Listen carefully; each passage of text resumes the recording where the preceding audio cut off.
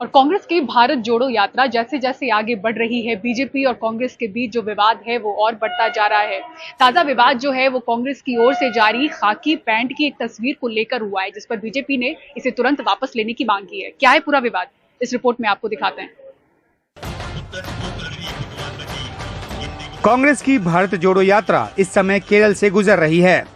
तमिलनाडु के कन्याकुमारी से चलने के बाद 5 दिनों में यह अब तक 94 किलोमीटर दूरी तय कर चुकी है। 150 दिनों तक चलने वाली इस यात्रा को लेकर हर दिन बीजेपी और कांग्रेस के बीच तू मैं हो रही है। ताजा विवाद कांग्रेस की तरफ से ट्वीट की गई उस तस्वीर को लेकर है, जिसमें खाकी पैंट में आग सुलगती दिखाई गई है और लिखा है 145 दिन बाकी। देश को नफरत की बेड़ियों से आजाद कराने के लिए और बीजेपी आरएसएस ने जो नुकसान पहुंचाया है उसे ठीक करने के लिए हम कदम दर कदम अपनी मंजिल पर पहुंचेंगे। बीजेपी ने इसे हिंसा को उकसाने वाला ट्वीट बताया है। यह तस्वीर भारतीय जनता पार्टी आरएसएस को रिप्रेजेंट करते हुए कांग्रेस पार्टी ने ट्वीट किया है और इसमें आग जलते हुए दिखाया गया है। आगजनी का दृश्य है ये। This is nothing but instigating people for violence. यह और कुछ नहीं है मगर किस प्रकार से लोग वायलेंट हो, किस प्रकार से आगजनी हो, किस प्रकार से हत्याएं हो, उसके लिए लोगों को उकसाने का काम आज गांधी परिवार और गांधी परिवार के कहने पर कांग्रेस पार्टी ने किया है।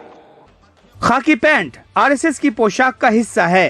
कांग्रेस इस ट्वीट को हिंसा फैलाने की नीयत से नहीं बल्कि बीजेपी को उसी की भाषा में जवाब देना बता रही है।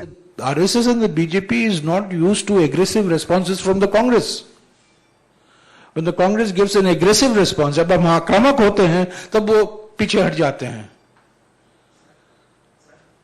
तो ये अगर वो आक्रामक होंगे, हम डबल आक्रामक होंगे। केंद्रीय मंत्री स्मृति ईरानी ने आरोप लगाया है कि कन्याकुमारी से यात्रा शुरू करने वाले राहुल गांधी स्वामी विवेकानंद मेमोरियल पर नहीं गए। आज मैं पूछना चाहती हूं कांग्रेस पार्टी से, आप कहते हैं आप यात्रा कर रहे हैं भारत को जोड़ने की। अरे अगर कन्याकुमारी से चले तो कम से कम इतनी निर्लज्जता तो ना दिखाते, स्वामी विवेकानंद जी को प्रणाम कर कर तो बताते, लेकिन वो भी राहुल गांधी को स्वीकार नहीं। कांग्रेस ने मेमोरियल के अंदर का वीडियो जारी कर स्मृति ईरानी को जवाब दिया। इससे पहले बीजेपी ने भारत यात्रा में इस्तेमाल किए जाने वाले कंटेनरों पर सवाल उठाया। उसके बाद राहुल गांधी की टी-शर्ट की कीमत और फिर विवादास्पद बयान देने वाले पादरी जॉर्ज पोनैया के साथ उनकी मुलाकात पर कांग्रेस इसे बेतुका बता रही है। जब अनुराग ठाकुर पार्लियामेंट में बैठे हुए हैं और बाहर बोलते हैं गोली मारो, हम अनुराग ठाकुर के साथ तो पार्लियामेंट में हम उनके साथ काम करते हैं। एक वो क्या है, साध्वी निरंजना क्या कहती हैं, क्या कहा उन्होंने, भारत को 2 भागों में बांटा, एक रामजादे और एक कुछ और शब्द उन्होंने इस्तेमाल किया। जो गोडसे के पुजारी हैं प्रज्ञा ठाकुर, वो लोकसभा के सांसद हैं, तो इनके मुंह में नहीं होता बोलने के लिए। पर जो हुआ, लोग आए, किसी ने कुछ किया, किसी ने रिकॉर्डिंग की, उसको फैलाया, उसमें हमारा कोई हाथ नहीं था। कांग्रेस अपनी यात्रा के दौरान महंगाई, बेरोजगारी और समाज में विभाजन के मुद्दों पर मोदी सरकार को घेरने की कोशिश कर रही है। बीजेपी इस पूरी यात्रा को कांग्रेस के करप्शन से ध्यान बटाने की कोशिश करार दे रही है। यात्रा अभी लंबी है, तू मैं भी लंबी चलेगी, ऐसा अंदेशा है। दिल्ली से उमाशंकर सिंह, NDTV इंडिया। और भाई आपको दिखाते हैं मुंबई में शिवसेना के शिंदे और उद्धव गुट के बीच तनातनी किस तरह से बढ़ी हुई है। गणेश विसर्जन के दौरान दोनों गुटों में बहस हुई और ये बहस इतनी आगे बढ़ी कि मामला दर्ज हुआ और गिरफ्तारी भी हुई। सुनील सिंह की रिपोर्ट देखिए। शिवसेना के उद्धव ठाकरे को छोड़ एकनाथ शिंदे गुट के साथ आए दादर के विधायक सदा सरवनकर पर दादर पुलिस थाने के सामने गोली चलाने के आरोप में FIR दर्ज हुई है, लेकिन उनके खिलाफ कार्रवाई के बजाय बीजेपी नेता और केंद्रीय मंत्री नारायण राणे ने सदा सरवनकर के घर पहुंचकर मदद का भरोसा दिया। हमारे दोस्त थे और है, इसलिए मैं पूछताछ करने आया। मगर एक बात ध्यान रखना, हमारा अलायंस है, अलायंस का धर्म होता है एक दूसरे को मदद करना, और इस माध्यम से मैं यहाँ आया हूँ। दूसरी ओर उद्धव ठाकरे ने भी दादर में सदा सरवनकर और उनके समर्थकों के खिलाफ लड़ने वाले विभाग प्रमुख महेश सावंत सहित बाकी लोगों से मुलाकात कर उन्हें शिवसेना का ब्रह्मास्त्र बताया। दरअसल 9 सितंबर को दादर में गणपति विसर्जन के दिन दोनों गुट आपस में भिड़े थे। उस दिन तो मामला शांत हो गया, लेकिन 10 सितंबर की रात दोनों गुट फिर से आपस में भिड़ गए। मामला दादर पुलिस थाने तक गया। आरोप है कि वहां सदा सरवनकर ने फायरिंग की। एकनाथ शिंदे गुट के संतोष तेलवने की शिकायत पर FIR दर्ज कर पुलिस ने उद्धव ठाकरे गुट के 5 लोगों को तो गिरफ्तार कर लिया, लेकिन शिवसेना के इस आरोप को मानने से इनकार कर दिया था कि सदा सरवनकर ने गोली चलाई थी। नाराज शिवसेना ने रविवार को दिन भर पुलिस थाने का घेराव किया, तब जाकर पुलिस ने FIR दर्ज की। वहां के विधायक ने अपने पिस्तौल में से या रिवॉल्वर में से सदा सरवनकर जी जो पहले शुरू में गया ना, वही विधायक है, उनके पिस्तौल में से फायरिंग हुई।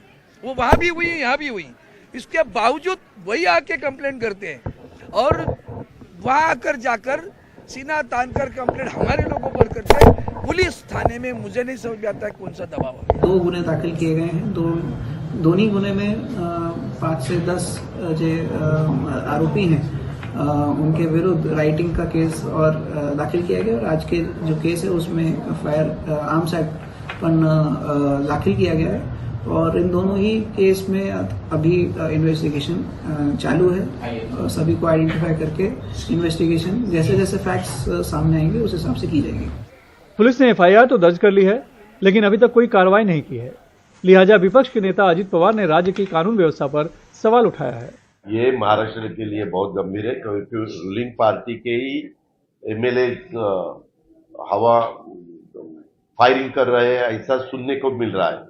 उसमें क्या सही है क्या गलत है मालूम नहीं। उसके बारे में क्लियर चीफ मिनिस्टर साहब ने प्रेस कॉन्फ्रेंस लेके बताना चाहिए। लॉ एंड ऑर्डर से खराब हो सकती है, पुलिस डिपार्टमेंट ने क्या करने का। अगर रूलिंग पार्टी के ही MLA ऐसा करने लगे तो किसके ऊपर एक्शन लेने की। मुख्यमंत्री एकनाथ शिंदे ने तो मामले पर चुप्पी साध रखी है, लेकिन उप मुख्यमंत्री देवेंद्र फडणवीस ने जांच के बाद कार्रवाई का दावा किया है, जबकि एकनाथ शिंदे गुट के प्रवक्ता ने गोली चलाने के आरोप को झूठा बताया है। एक मुझे बात बताइए, आपके भी सब कैमरे वहां पर थे, पुलिस की भी शूटिंग वहां पर पुलिस ने भी कैमरा लगाए हुए थे। उसमें कौन से इसमें है कि उसमें फायरिंग का आवाज आया है, गोली निकली है, क्या देखा है उसमें?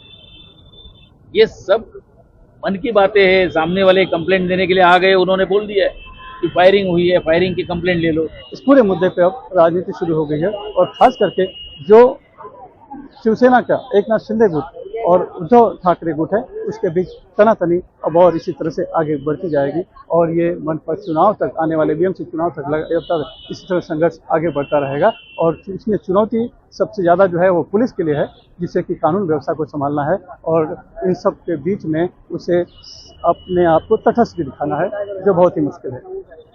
मुंबई से कैमरामैन राजन दयाल के साथ सुनील सिंह, NDTV इंडिया के लिए। और देश के 5 राज्यों में 60 अलग अलग जगहों पर NIA की छापेमारी हुई। ये जो छापेमारी रही वो गैंगस्टर से आतंकी कनेक्शन को लेकर रही। बताया जा रहा है कि देश विदेश के साथ साथ भारतीय जेलों में भी ये गिरोह सक्रिय है। मोहम्मद गजाली के साथ साथ नीता शर्मा की ये रिपोर्ट देखिए। निशाने पर गैंगस्टर और आतंकी गुटों से उनके संपर्क। NIA के निशाने पर देश भर में तकरीबन 50 ठिकाने हैं। पंजाब में लॉरेंस बिश्नोई, जग्गू भगवानपुरिया, गोल्डी बरार और दूसरे गैंगस्टरों के घरों पर सुबह से ही छापेमारी शुरू हो गई। पंजाब के पुलिस महानिदेशक गौरव यादव ने एक दिन पहले ही सिद्धू मूसेवाला के कत्ल के मामले में एक प्रेस कॉन्फ्रेंस में पंजाब के गिरोहों और पाकिस्तान से चल रहे आतंकवादी गुटों के संपर्कों की तरफ इशारा किया था। 2016 ਦੇ ਵਿੱਚ पहली आतंकवादी गुटों और गैंगस्टरों के बीच तगड़ा गठजोड़ है। ISI इसका इस्तेमाल कर रहा है। वरत्या जा रहा है। पंजाब और दूसरे राज्यों में आतंकवादियों ने हमलों की कई कोशिश की है। मोहाली में इंटेलिजेंस हेडक्वार्टर्स पर हमला और अमृतसर में पुलिस की जीप में IED लगाना ऐसे ही 2 मामले हैं। पाकिस्तान से आए हथियारों की बरामदगी भी इस दौरान हुई है। ज्यादातर मामलों की जांच में इनके तार पाकिस्तान में बैठे आतंकी गुटों से जुड़े पाए गए। सुबह से ही चल रहे छापों के दौरान NIA ने कुछ सामान भी बरामद किया है। उन्होंने पूरे घर की तलाशी ली। वो जग्गू के मोबाइल फोन, पेन ड्राइव और कागजात ले गए हैं। मेरे काम वाली आई तो वो सांभ गई, आ भी खलारा खलूरा पा गए। गैंगस्टरों ने अपना नेटवर्क कई राज्यों में फैला लिया है। हाल ही में दिल्ली में हुई एक बैठक के बाद से गृह मंत्रालय इनकी हरकतों पर नजदीकी से नजर रख रहा था। कहा जाता है कि केंद्रीय गृह मंत्री अमित शाह जो चल रहा है इससे नाखुश थे और उन्होंने एनआईए को यह मामला देखने के लिए कहा। उसी के बाद से एनआईए ने गैंगस्टरों की कमर तोड़ने की कार्रवाई शुरू कर दी है। चंडीगढ़ से मोहम्मद गजाली, एनडीटीवी इंडिया। और कोरोना के बाद भारतीय रेलवे कमाई की राह पर है। बताया जा रहा है कि पिछले साल की तुलना में इस साल 5 महीने में जो कुल कमाई है भारतीय रेलवे की वो 38% बढ़ी है और जो पैसेंजर से होने वाली कमाई है उसमें 116% बढ़ोतरी हुई है। आखिर बढ़ोतरी की वजह क्या है, परिमल कुमार की इस रिपोर्ट में देखिए। घाटे में दौड़ती रेलवे ने कमाई की पटरी पर रफ्तार पकड़ी है। लंबे वक्त तक रही कोरोना की मार, लेकिन अब कमाई की रफ्तार। कमाई बढ़ने की कई वजह जानकार बताते हैं। कोरोना से पहले रोज 1768 मेल एक्सप्रेस चलती थी, अब वो बढ़कर 2000 के करीब हो गई हैं। फिलहाल 2700 पैसेंजर ट्रेन है। इनमें करीब 70% पैसेंजर ट्रेनों के आगे नंबर में 0 लगा है, यानी उनमें अब भी कोरोना के वक्त लागू मेल एक्सप्रेस का किराया ही लिया जा रहा है। इससे रेलवे को 100 से 125 करोड़ रुपए की कमाई हो रही है। कई कैटेगरी में मिलने वाला रेलवे कंसेशन भी अब सिमट गया है। वहीं कोल, ऑटोमोबाइल के रैक्स में पिछले साल की तुलना में काफी इजाफा हुआ है। साथ ही पार्सल और ई ऑक्शनिंग ने भी राजस्व बढ़ाने में अहम भूमिका निभाई है। गाड़ियों की संख्या 250 से 300 गाड़ियां ज्यादा बढ़ा दी गई हैं रोजाना। नंबर 3 बहुत इंपॉर्टेंट है कि कोविड के काल में जिन पैसेंजर गाड़ियों में जिन्हें बहुत कम किराया लगता था उन पर हमने मेल एक्सप्रेस का किराया लेना शुरू किया था। अभी तक ऐसी बहुत सी सारी गाड़ियां हैं जिन पर हम वही किराया ले रहे हैं। नंबर 4 हमने सीनियर सिटीजन वगैरह को देने वाली सारी सुविधाएं बंद कर दी। डायनेमिक फेयर प्राइसिंग में किराया इतना ज्यादा बढ़ जा रहा है कि पहले से डबल ट्रिपल हो जा रहा है।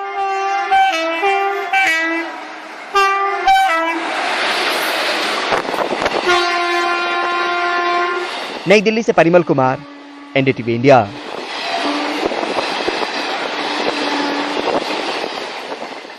और फिल्म जगत में विदेशी भर्तियों को लेकर हमारे देसी वर्कर्स किस तरह से हैं मुसीबत में और क्या लग रहे हैं आरोप, दिखाएंगे पूरी खबर एक ब्रेक के बाद। देखते रहिए सिटी सेंटर शो।